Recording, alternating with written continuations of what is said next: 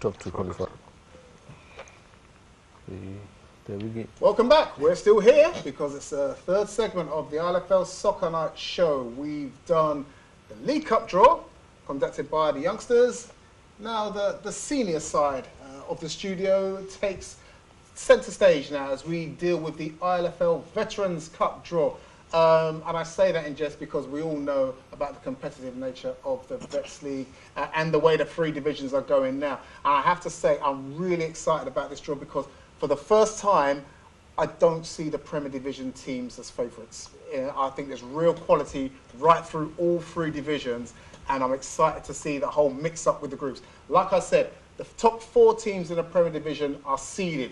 I don't know whether that's a good thing or a bad thing for them, but we're going to see what happens. So what we're going to do first is we're going to draw each one of those sides out so they can go into their respective groups. So it is only the 4 seeded teams that we're just going to call out right now. So, gentlemen, Rush, yep. You're going to start. If you want to call out the first side, the first team coming out of the cup now will be in Group A, and they are... Sire Vets. The Sire Vets are the first ones out of the hat. They will go into Group A. The next seeded team, which will be in Group B, shall be... The London Tigers. The London Tigers, doing a lot better than their counterparts on a Sunday, it has to be said. Top of the Prem Division in the Vets League. Group C. It's Beaumont Masters. The Beaumont Masters, who we all know are a very good cup side when it comes to the Veterans League. And they'll be up against Weavers. Up against. Weavers will then be... the Weavers Vets will then be in Group D. Now, as you can see, Rush is now throwing the very expensive paper that we have here onto the cup, giving it a good mix around. Okay. And the gentleman to my left now will now be responsible for picking out each team that will go into each group. So we will draw a team for Group A, Group B, Group C, Group D, so on and so forth until we fill all of the spots. So, to join Sire Vets in Group A, Rush, will be... St. Catherine's Vets. The St. Catherine's Vets. Into Group B, joining London Tigers, will be... Aberhoney Vets. Aberhoney Vets, who have enough experience of playing against London Tigers, so who knows what could happen there. Oh no, what have I just done there? 1 second. 1 second. 1 second. Come on. There we go. Right. And in Group C, with Beaumont Masters, shall be... Riverside Vets. The Riverside Vets, who I know will be quietly confident on the other side of the screen, right there. Let's see what happens on the night. Joining Weavers in Group D. Okay, that's interesting. Hawk and Eagle Vets. The Hawk and Eagle Vets, who I have to say are not a bad team in the Vets League. Is that just me? No, I actually think they could do something here. They did very well in the last round of the Cup. Still not seen a second division side come out of the hat yet. They're the ones I'm looking forward to. Who's next? Tower Hamlet Vets. Tower Hamlets Vets will go into Group A, and Tower Hamlets all of a sudden have woken up and found their form in the Veterans League at the moment, so that makes Group A very interesting. Into Group B. Workhouse Vets. The Workhouse Vets. They are the first of our second division sides, and they go into the group against London Tigers and Aberhoney, 2 Prem sides. That'll be a good test for them. Group C. Mohammedan Vets. The Mohammedan Vets, runaway leaders in the first division. Mohammedan versus Beaumont, another throwback to a fixture from years gone by. Nanu, third team in Group D. FC Bondu. FC Bondu, hit and miss team, could do something in Group D, especially up against a team of like Hawk and Eagle. That'll be interesting to see what happens there. The final teams going into their respective groups. Group A will host ELS Vets. ELS Vets. That makes Group A very, very interesting, I have to say. We'll talk about that in a little while. Into Group B, which is a tough old group, I have to say. All right, it's gonna get even tougher. So we've got Bromley Legends. The Bromley Legends. Wow. Lots to talk about. Lots to talk about. Into Group C. Ooh. Stepney Legends. The Stepney Legends. I have to say, I watched their game last week and they took all of 20 minutes to wake up.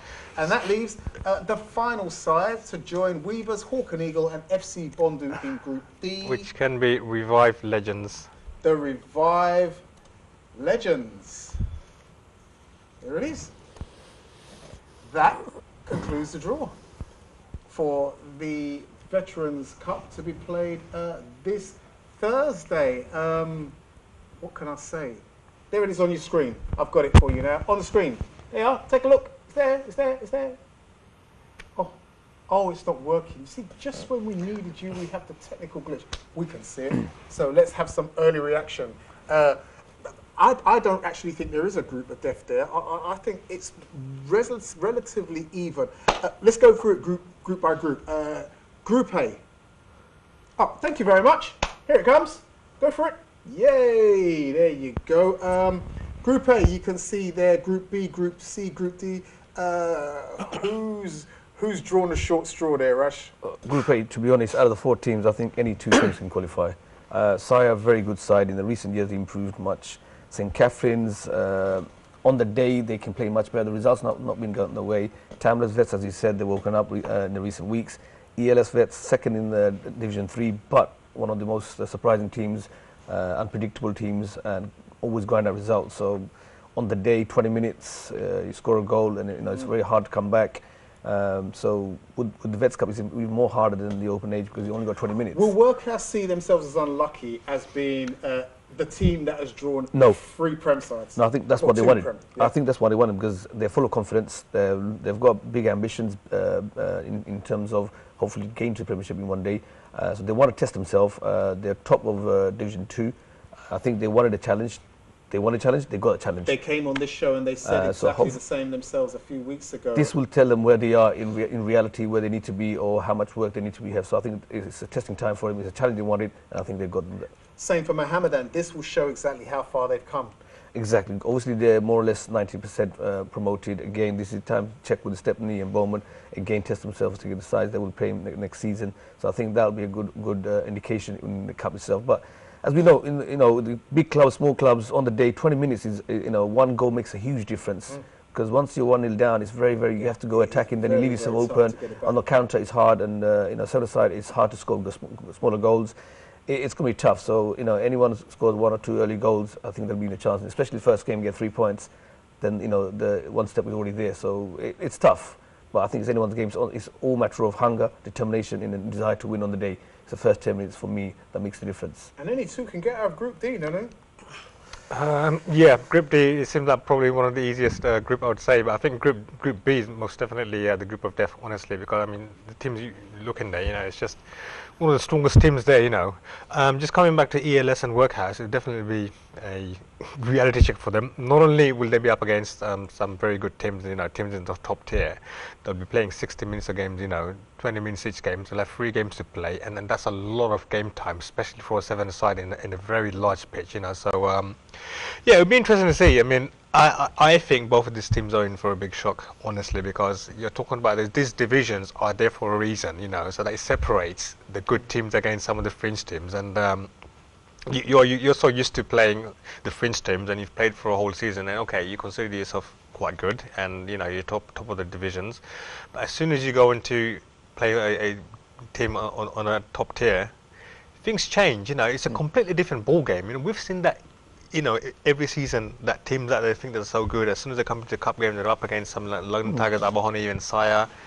They falter. They can't even compete, and it's a bit like, it's so frustrating. Even myself, when I was managing, FC Redbridge, I thought to myself at one season, this is very good. We're doing very well. We're second, third place. Let's see, bring it on, cup game. As soon as we were up against like London Tigers and teams like that, even Bowman, and thinking, my God, I mean, if we do get promoted in the Premier League, this is what we're going to be up against, and it's not easy. Yeah. Let's have a look at some of the results from the Vets League last Thursday in Mabley Green. Here they are on the screen for you right now. A couple of surprising results, if you like, in the fact that Abahani scored more than one goal.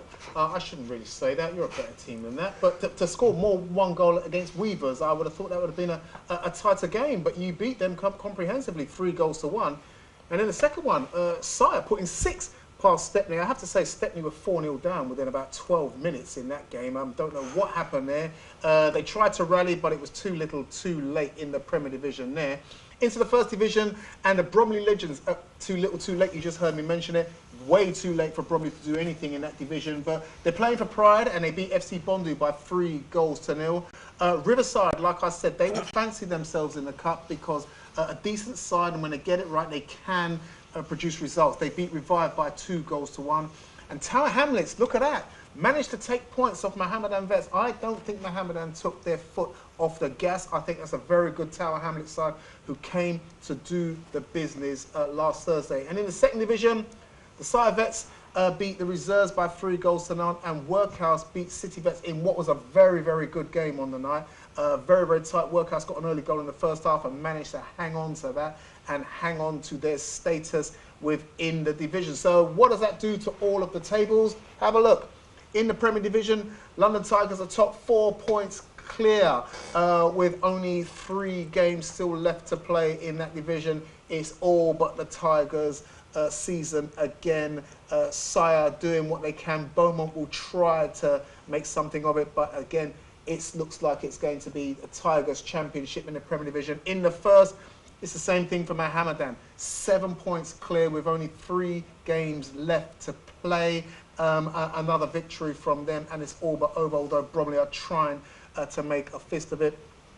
Down in the second division, where it's a little bit different, where they'll be playing 15 games instead of playing each other twice. With 5 games left to play, there's only 4 points between the top 2, and for me, and as we've always said, it is only between those 2 teams. But look at that, Workhouse have played 10 games and have only conceded the 1 goal in those games. Here's the groups again. I'm just going to show you just this very quickly. The draw for the Vets Cup being played this Thursday. I'm just going to show you a little bit of progression. On the 10th, which is the following Thursday, this is how you will then split for your quarter-final and semi-final matchup. Your winners of Group A will play your runners-up of Group B. You don't really need to explain it. It's all right there on the screen for you.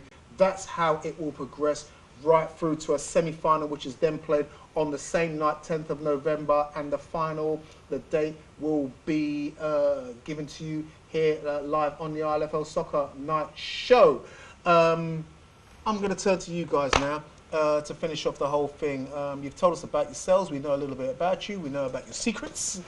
We know all of those things. But the club is always looking to better itself, can always improve, and you're always looking for things to help you guys go on. So this is your chance now to talk to the public.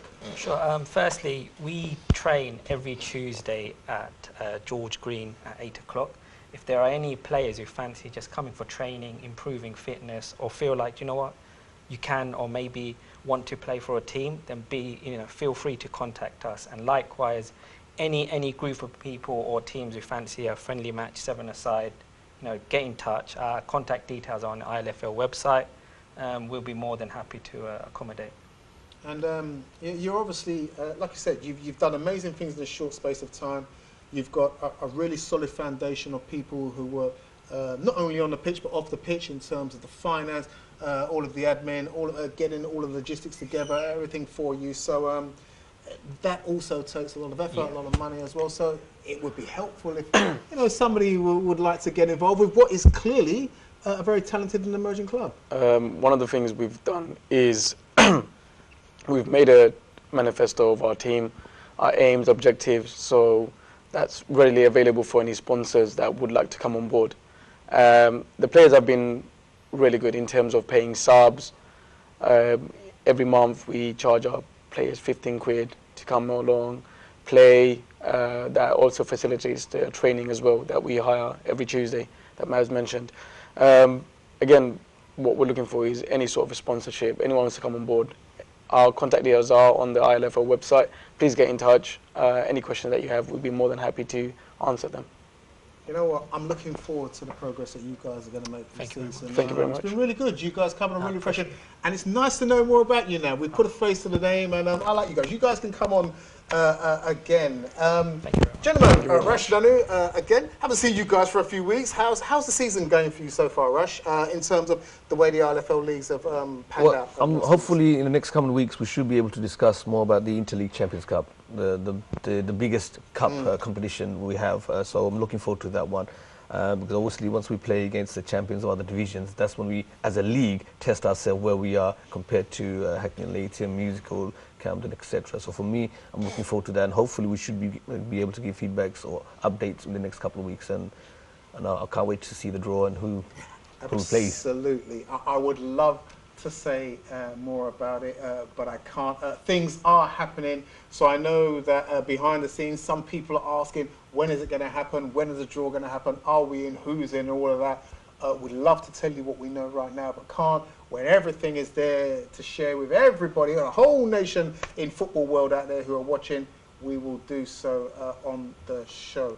No, in terms of the Vets League, how's the Vets League going? It's great. The floodlights are back and football is flowing over at Mabley. I know, it's as if nothing has ever happened, honestly. You know, no one's talking about the floodlights anymore, you know, everyone's talking about playing football now, so it's going absolutely brilliant, you know, we're approaching the cup stages, which only means that, you know, it's coming nearer to the end of the league anyway, so in all honesty, I think we should wrap up the league by, say, middle or end of December this year, yeah. And then hopefully we will be sending out invitations for the VL8. VL8, which absolutely will take place in January.